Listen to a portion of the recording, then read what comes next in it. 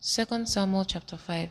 Then came all the tribe of Israel to David unto Hebron and spake, saying, Behold, we are thy bone and thy flesh. Also in time past, when Saul was king over us, thou was he that leddest out and broughtest in Israel. And the Lord said to thee, Thou shalt feed my people Israel, and thou shalt be a captain over Israel. So all the elders of Israel came to the king to Hebron, and King David made a league with them in Hebron before the Lord, and they anointed David king over Israel. David was 30 years old when he began to reign, and he reigned 40 years. In Hebron he reigned over Judah 7 years and 6 months, and in Jerusalem he reigned 30 and 3 years over all Israel and Judah. And the king and his men went to Jerusalem unto the Jebusites, the inhabitants of the land, which speak unto David, saying, Except thou take away the blind and the lame, thou shalt not come in hither. Thinking David cannot come in hither.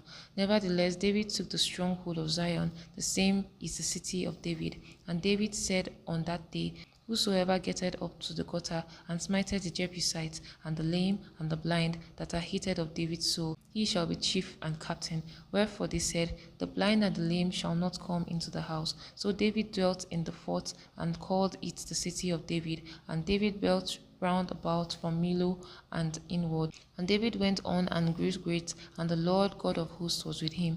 And Hiram king of Tyre sent messengers to David, and cedar trees, and carpenters, and masons, and they built David an house. And David perceived that the Lord had established him king over Israel, and that he had exalted his kingdom for his people Israel's sake. And David took him more concubines and wives out of Jerusalem, after he was come from Hebron. And there were yet sons and daughters born to David, and these be the names of those that were born unto him in Jerusalem: Shammua, and Shobab, and Nathan, and Solomon, Eber also, and Elishua, and Nepheg, and Japhia, and Elishama, and Eliada, and Elphalet.